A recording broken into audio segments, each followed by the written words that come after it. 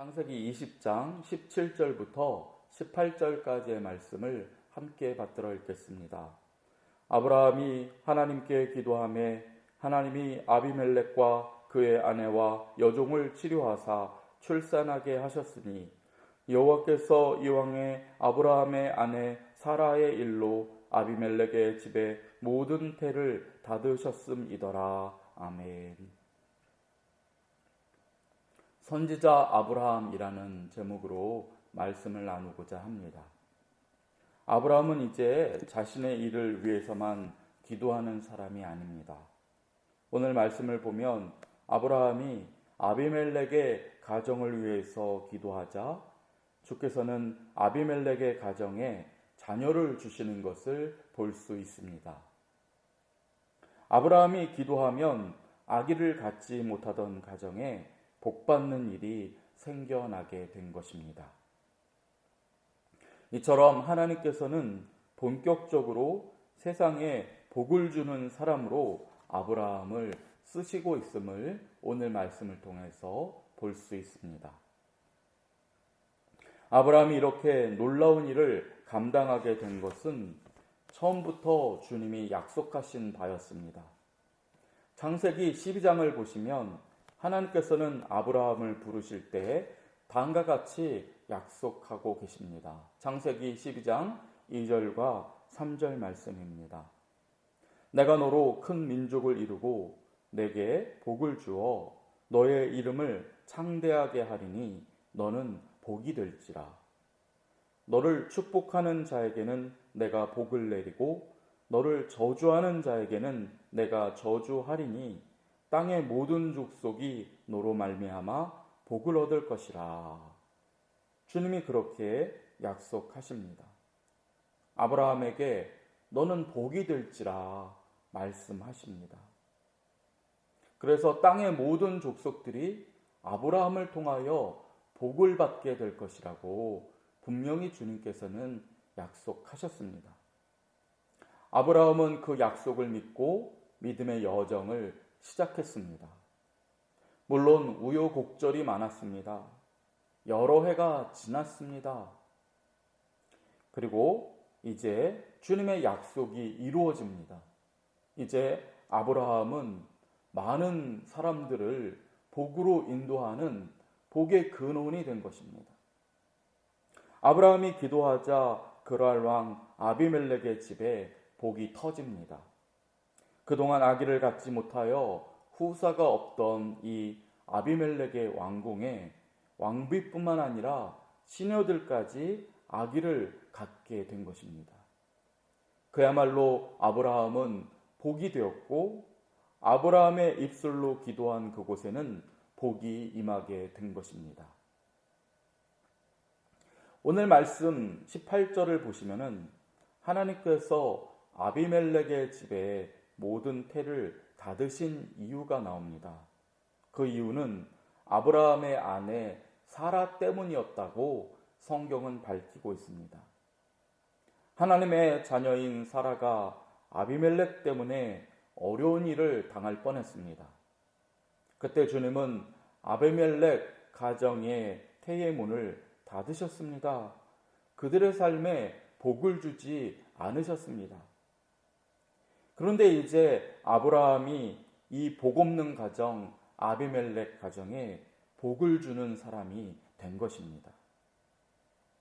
간단히 말하면 사라는 누군가가 복을 얻지 못하는 일에 쓰임을 받았다고 한다면 아브라함은 누군가 복을 받는 일에 쓰임을 받는 자가 되었다. 그렇게 말씀드릴 수 있습니다. 그런데 우리가 지난 시간 동안 계속해서 아브라함을 살펴보지 않았습니까? 아브라함은 보잘것없는 사람입니다. 심지어 그의 인격은 바닥입니다. 아내를 누이라고 속여서 목숨을 구걸하지를 않았나? 아내를 팔아 지참금을 타낸 사람이 이 아브라함입니다. 이러한 아브라함보다는 사라가 훨씬 낫습니다. 사라는 남편이 자신을 팔았지만 이에 대해서 뭐라고 하지 않습니다.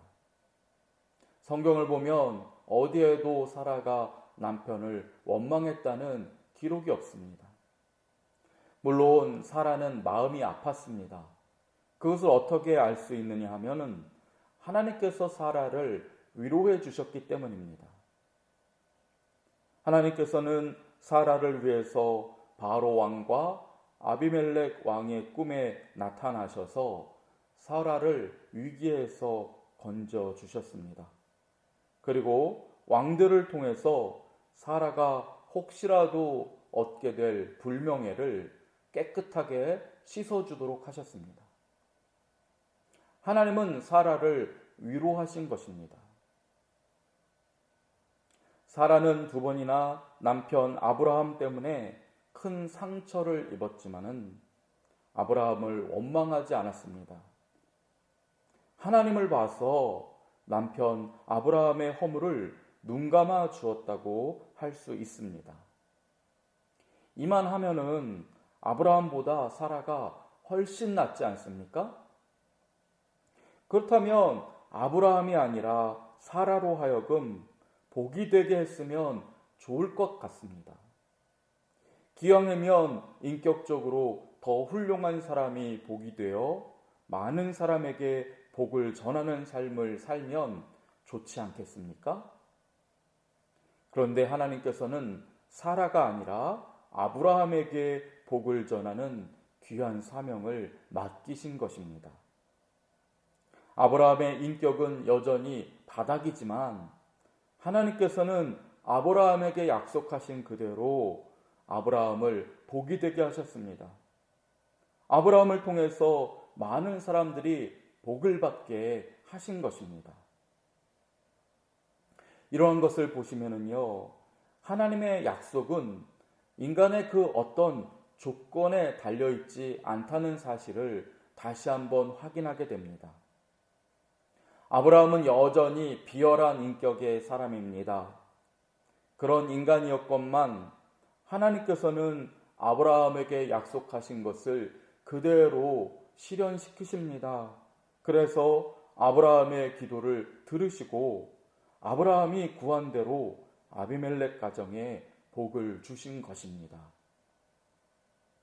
주님은 왜 이렇게 하시는 것일까요? 그 이유가 있습니다. 그것은 아브라함뿐만 아니라 훗날 아브라함의 영적인 후손이라고 일컬음 받을 저와 여러분을 위해서 그렇게 하신 것입니다. 하나님께서 우리의 됨됨이를 따라서 복이 근원이 되는 사람이 되기도 하시고 또는 그렇지 못하게 하신다면 우리 중에는 아무도 아브라함과 같은 복의 근원이 될 수 없기 때문입니다. 오직 주님께서 은혜로 저와 여러분을 하나님의 자녀로 선택하신 것입니다. 그리고 하나님의 자녀가 갖는 권세를 우리 입술에 주신 것입니다. 우리의 인격이나 또는 어떠한 그럴듯한 것 때문이 아니라 우리를 있는 모습 그대로 받으시고 하나님의 자녀요, 하나님의 거룩한 일꾼으로 위대한 사명자로 선택하여 주신 것입니다. 우리는 아브라함보다 나을까요? 글쎄요. 그것을 누가 장담하겠습니까? 나는 적어도 아브라함보다는 낫다. 그렇게 생각하는 사람이 있다면 그분은 자기 자신을 잘 모르는 경우일 수도 있습니다. 나는 아브라함처럼 파렴치하지는 않다. 그렇게 장담하는 분이 있다면 그분은 그 입을 단속해야 합니다. 우리는 인생을 살면서 어떤 상황에 처하게 될지 아무도 모릅니다. 그리고 그러한 상황 가운데에서 내 자신이 어떠한 행동을 하게 될지 우리는 우리 자신을 전혀 알지 못합니다. 그때 아브라함과 같지 않으리라고 장담할 수 있는 사람은 아무도 없는 것입니다. 베드로를 보십시오. 베드로는 예수님을 절대로 부인하지 않겠다고 호언장담했습니다. 하지만 그 말을 꺼낸 베드로 자신이 예수님을 부인하고 심지어 저주까지 했습니다. 차라리 입으로 그런 말을 꺼내지나 않았으면 좋을 뻔했습니다. 그 말을 입으로 꺼낸 덕분에 베드로는 더 많이 후회하는 시간을 보내야만 한 것이지요. 성도 여러분, 우리는 베드로나 아브라함이나 성경에 나오는 그 수많은 사람들처럼 인격이 다 거기서 거기입니다. 한결같이 우리는 훌륭한 인격이 되지 못합니다. 내가 바닥인 것을 스스로 인정하는 사람과 아직도 그것을 인정하지 못하는 사람만 있을 뿐입니다. 그런데 이런 우리를 하나님께서 당신의 자녀 삼으셨습니다. 우리의 인격과는 상관없이, 우리의 어떠한 그럴듯한 것과는 상관없이 전적인 은혜로 주님께서 당신의 자녀로 우리를 선택하신 것입니다. 그래서 로마서를 보시면 바울은 이렇게 말하지 않습니까? 우리가 아직 죄인 되었을 때에 그리스도께서 우리를 위하여 죽으심으로 하나님께서 우리에 대한 자기의 사랑을 확증하셨느니라. 아멘. 그렇습니다. 우리가 아직 죄인일 때에 하나님께서는 예수 그리스도의 생명을 우리에게 주셨습니다. 죄인인 우리를 사랑하셔서 아버지 하나님께서 독생자 예수를 대신하여 저와 여러분을 자녀 삼으신 것입니다. 그리고 당신의 자녀로 선택한 우리에게 입술의 권세를 주셨습니다. 그래서 우리가 기도하면 주님께서는 아브라함이 그랬던 것처럼 우리를 통하여 세상의 복을 주시는 것입니다. 만약 하나님께서 주시는 이 놀라운 권세가 훌륭한 사람에게만 주어진다면 우리 중에는 이 놀라운 권세를 누릴 자가 없을 것입니다. 그래서 아무도 기도한다고 해도 응답받지 못할 것이고 그 아무도 이 어려운 세상을 기도함으로 헤쳐나갈 수가 없었을 것입니다. 그러나 얼마나 감사합니까? 주님께서는 우리의 그 어떤 것을 보지 않으시고 우리 자신을 있는 그대로 사랑하셔서 자녀 삼아주셨고 하나님 나라의 백성 되게 하셨고 주님의 그 놀라운 입술의 권세를 우리 입술에 담아주신 것입니다. 아브라함처럼 기도할 때에 복이 되게 하신 것입니다. 그러므로 우리가 기도할 때에 세상에는 평화가 옵니다.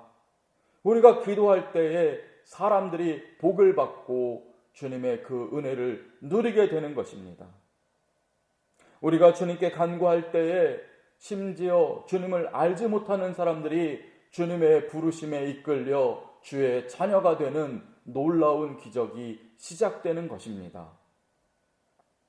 성도 여러분, 이 땅에 평화를 기도하는 성도들이 있기에 남과 북이 객치하는 이 어려운 상황 가운데에도 우리나라가 전쟁 없이 번영을 누리고 있는 줄을 믿습니다. 어떤 유능한 정치가가 이 일을 이루는 것이 아닙니다. 어떤 뛰어난 사람이 이 일을 이룰 수도 없습니다. 이 땅의 평화는 그들에게서 나오는 것이 아니라 부족하지만 하나님이 선택하시고 기도하게 하시고 입술의 권세를 행사하게 하신 저와 여러분에게서 이 땅의 평화가 나오는 것입니다. 또한 우리의 기도가 있기에 우리 가족과 동료와 사랑하는 사람들이 오늘도 머리카락 하나 다치지 않고 살아가는 줄을 믿습니다.